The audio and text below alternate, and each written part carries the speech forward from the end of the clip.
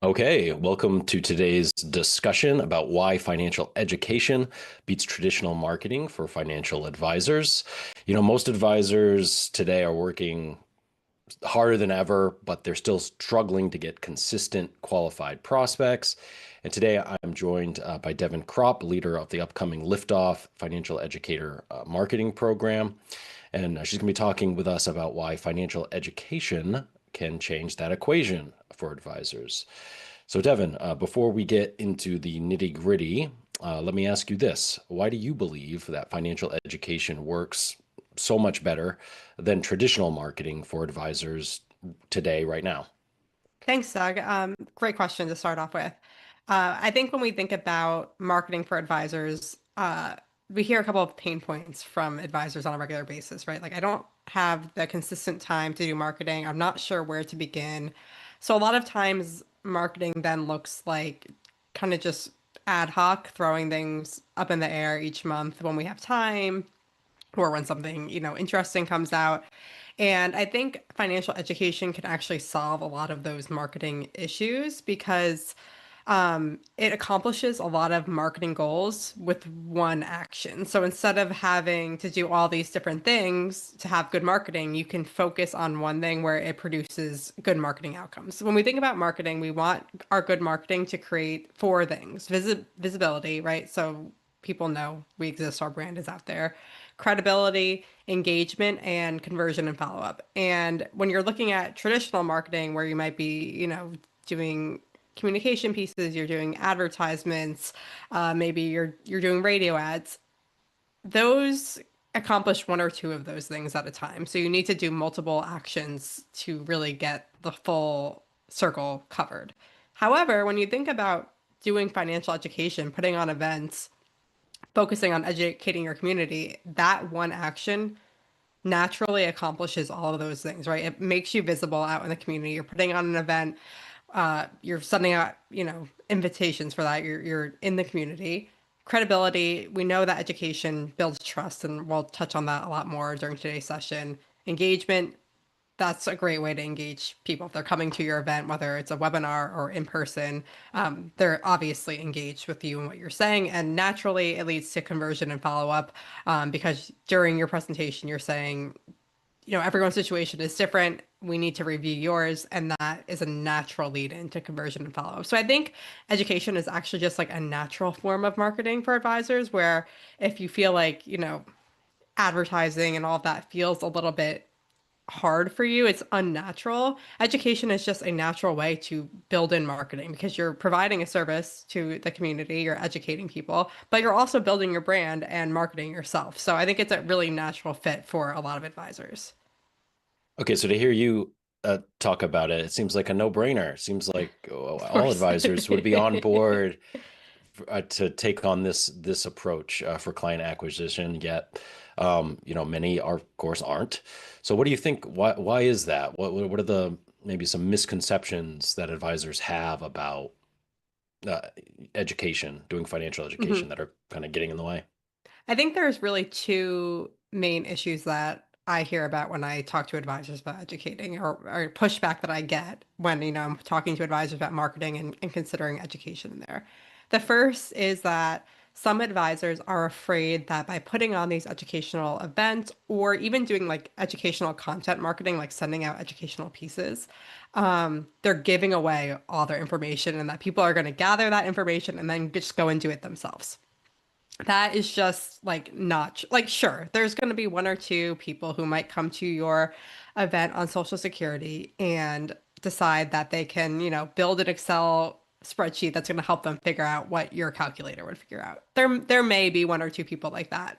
But the vast majority of people coming to these events or engaging with your educational content are one, seeing their pain points out in the world and saying, oh, this person really understands the issues that I'm dealing with.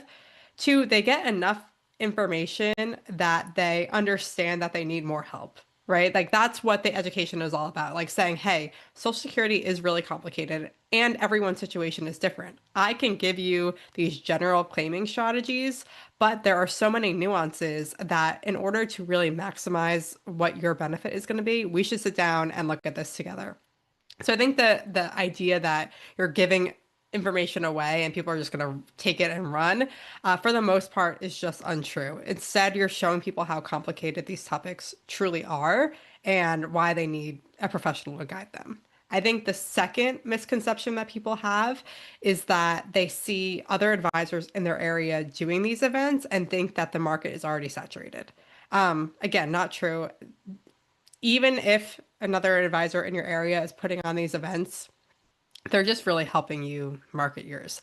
When you think about it just from like a logistical standpoint, not everyone in your area is going to be able to attend the event the advisor's putting on next Thursday at 6 p.m. Like just like from a logistical standpoint, not everyone is going to be able to attend that. So just because you're seeing other marketing out in the area from other advisors doesn't mean that you can't also jump into that pool and be doing those educational events as well. You're just, benefiting from the marketing and then doing your own on top of it. So I think those are kind of the two misconceptions that we see, or pushback that we get from advisors when we first start talking about putting on educational events.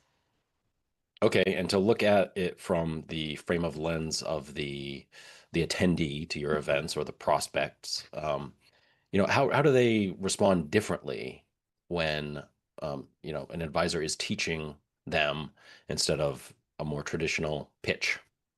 I mean, the difference is vast, right? And everyone can relate to this, when you know you're getting pitched to, you kind of like automatically put up a defense. Even if it's something that you're interested in, it just feels like maybe you're going to get taken advantage of, or, you're not sure what to do, you're getting sold to. And so people can naturally be a little bit defensive when they feel like they're being pitched to, even if it's a service that they've sought out. Um, but when you're educating, it kind of lowers that defensiveness from people because you're providing information and valuable resources to them. You're educating them on it. Education naturally builds trust. And so you go from being, this person who may be selling to someone to educating, where now they trust you, they see the value in what you offer without you even having to tell them about your business, right? They see that you're this valuable resource for them. And it lowers that guard and it actually makes it much easier for prospects to convert or come in for that meeting rather than, the more traditional marketing where you're, calling them up or just, sending them something in the mail. This kind of builds that warm connection a little bit more quickly and people just feel a little bit more comfortable taking next steps. Yeah, and of course, this isn't just theory. Devin, at this point, you've worked with, many advisors over the years.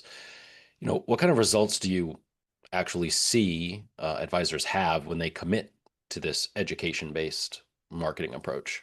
I mean, we've seen amazing results over the years, right? We've worked with a ton of advisors through the Liftoff program in the past, through our advisor client program, uh, through many different kind of avenues here at Horse's Mouth. We've always preached that financial education is truly one of the best ways for advisors to be building their business these days. Um, and when we have advisors who go through the program and fully commit, I mean, we see advisors who, again, these are people who are doing multiple dinner seminars every single month, but bringing in like 20 million in AUM every single year. They have fully committed to the process and they are just, bringing in new prospects regularly, converting them, have a super high conversion rate, again, because of that trust that they've built and that education that they've provided, and are just really crushing it when it comes to really building their business. Now, of course, that's one extreme, right? Not everyone who goes through the program is going to be doing that or even want to be doing that. There is a really wide range of where advisors can kind of find themselves here. So if you're like if you're in a stage of super building your business, you want to be doing that, yeah, you can accomplish that by doing multiple events, really committing yourself to it. If you're in a place where you're like, hey, I would like to bring in, more clients this year, but it doesn't need to be an insane amount. There are also options that we talk about in the program where you can do that, right? Maybe it's, a event every month or every other month at the library, where it's a little bit more low stakes and you're just out there educating and you're bringing people in. So the results can vary, but I would say, we've had advisors who have completely and totally built their business around putting on events and continue to be just building it and bringing in new clients and have transformed what their business looks like. Okay, but I could see many advisors listening and thinking that, well, this approach is great for those advisors who just have that kind of natural charisma and they Yeah. just get on stage and it kind of comes naturally to them. They talk, fluently or whatever. Do you have to kind of have a natural speaking ability for this approach to work for you as an advisor? No, and I mean, of course, there are advisors who do have that natural ability to do that, and they go out there, and it's easy for them. And I totally understand that for many people, that might not be the case. You don't need to be like a Toastmasters champion to do these events. They're number one, right? If you're looking at, our horse's mouth presentations, all of them come with a script. So if you're like nervous and it's your first time, like we have that script for you. You can practice it. It can help you feel a little bit more comfortable. Again, if you're starting out and you're nervous, maybe you're not going to do a dinner seminar with 30 people in the room. Maybe it's something in your office where you have, 5 to 10 people coming in for an event that makes you feel a little bit more comfortable. Maybe you are doing a webinar, right? Maybe being in front of a camera seems less intimidating than being in a room full of people. There are so many options you can choose when it comes to starting out. And I will say, the more you do something like this, the more comfortable you're going to get. And so a lot of times it's just figuring out where you're comfortable starting. Maybe again, that's a smaller group, maybe it's a webinar, and building up your confidence that way. In the program too, we talk about ways to naturally make your presentation more interesting to people. So even if you feel like you're not the best presenter in the world, we talk about, what your opening should look like to really hook people in.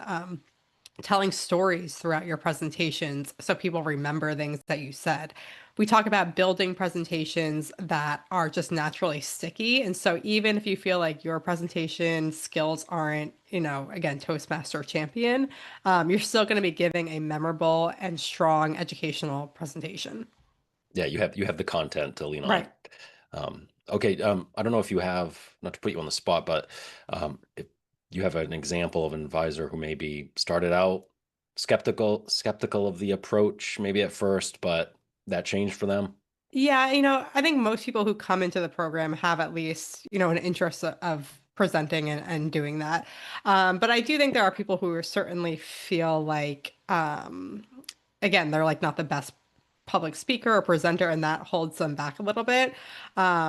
Usually what we tell those advisors is like, just book your first event, like just put it on the calendar.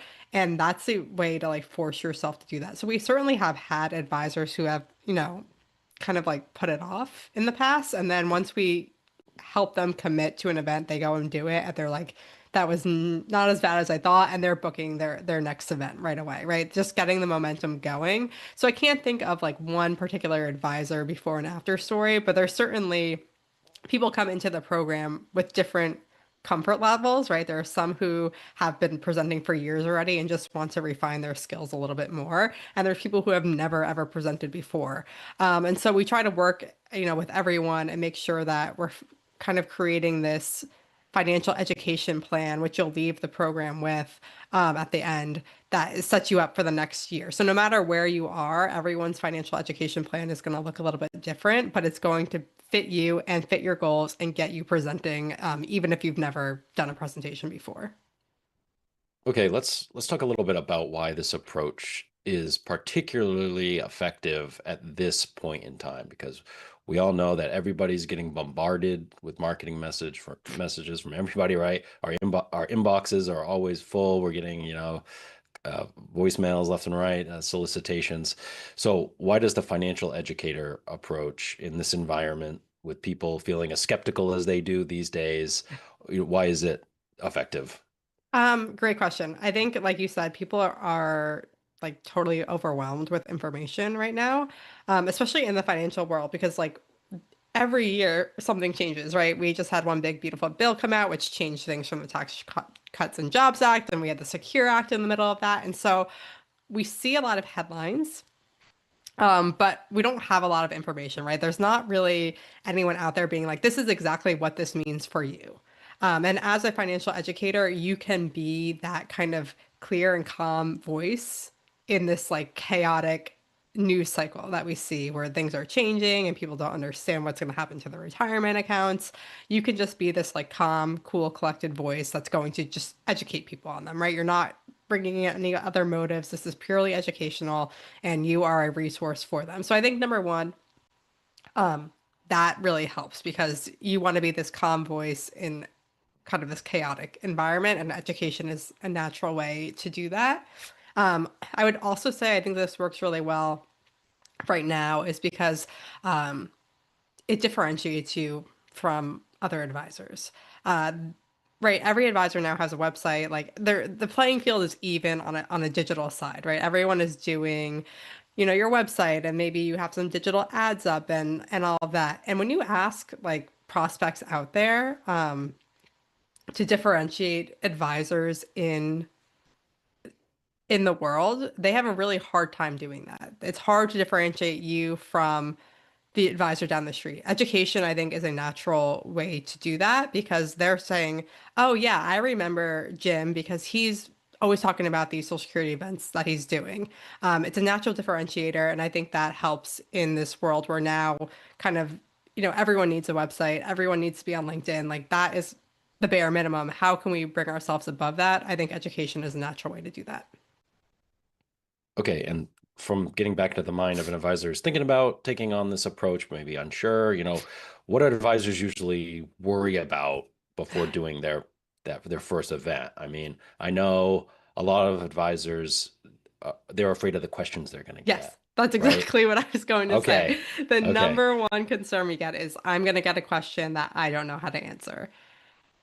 That and it's could not, happen. Sure. yeah, I'm not yeah. going to say like absolutely not. That's never going to happen. The likelihood of it happening is actually pretty low. You have to remember that like the general public doesn't have a lot of knowledge on these topics. Um, and so most of the time, the questions that you're going to get are going to be like, hey, can you like go back to slide 35 and just, repeat what that is? But I don't want to say that it never happens. Like there might be someone in the audience that has a good understanding.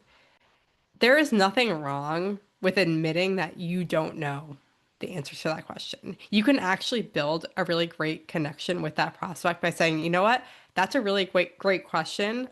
I want to double check on the facts before I give you an answer on that. I work with this national resource of Social Security experts. Okay, if you're part of our Social Security program, Elaine Floyd, you could use the Q&A function. Let me check with them on this and, make sure I have your contact information and I will reach out with the answer. There is absolutely nothing wrong with doing that. And now you have a natural follow-up. So number one, you really shouldn't worry about that because the questions are generally either pretty generic or they're super specific, which in case you can say, you know what, this is really specific to your situation. Why don't you come in and we'll do an analysis? And that's the best way that I can answer that question. That's totally fine too. But most of the time the questions are not going to be these crazy questions you don't know how to answer. I would say the second concern that people have is like nobody's going to show up, right? Like I'm going to put on this event and nobody's going to show up. For the most part, that's not true. If you're super concerned about that, you can also, and we've had advisors who do this when they're starting off, like they don't necessarily want to spend a ton of money on direct mail or marketing. They will invite their client list. The invite will go out to their client list and they will say, you can bring a friend if you want. And they'll do their first couple of presentations to their clients. Maybe there's a couple of prospects in the room. That's a great way to get comfortable doing it too. You have your fans there already.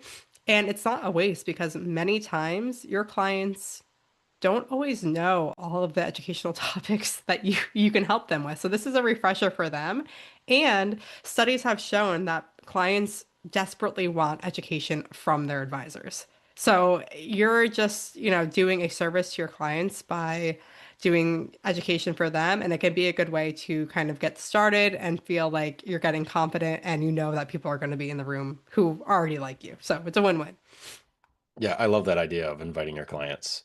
And then when it comes to, the concern about getting stumped by a question, I host a lot of webinars with Elaine Floyd at Horse's Mouth, who's like the expert on Social Security and Medicare. And we'll get questions in these webinars, and she'll just say, I don't know. Yeah. I There's don't know. nothing wrong with admitting you Yeah, don't know. yeah, yeah. Okay, so for advisors who are thinking, well, this sounds pretty good, but I'm not sure where to start. What Mhm. do you have to say to them? Yeah, that's a totally reasonable response, right? The thought of putting on educational events can be overwhelming because there's so much that you have to do to get started. Um, so I would say, and this is what we we tell people regularly, is like if you want to get started, like book an event. The best way to get started is to put something on the calendar. So maybe it's something we're in January now, maybe the end of February, beginning of March. You put something on the calendar and you take it from there, right? So you're going to say, all right, I'm going to do a tax presentation the end of February. Let me figure out a venue. Let me get comfortable with the material. Let me figure out my marketing. And that's where I'm going to start. Once it's on the calendar, you're going to get it done. Might be losing your video here a little bit, Devin, but um, no, yeah, your audio is good here. Oh, I got you back. I got you back. Okay, so yeah, but all this is, why you've created the Liftoff Financial Educator Marketing Program, right? To help advisors get started with this.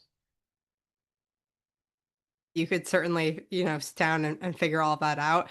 But again, we've really kind of centered Horse's Mouth around helping advisors build their business through education. This has been a mission of ours for many, many years because we know that it works. And so we've created the Liftoff program because we really want to empower advisors to go out there and be educators in their community. And we know that it's hard to get started on your own. And so the Liftoff program really walks you through every single part of the process, right? We talk about what topics to be teaching on. We talk about different venues if you want to go the dinner seminar route or the public university in your area or the library or your office or your webinars.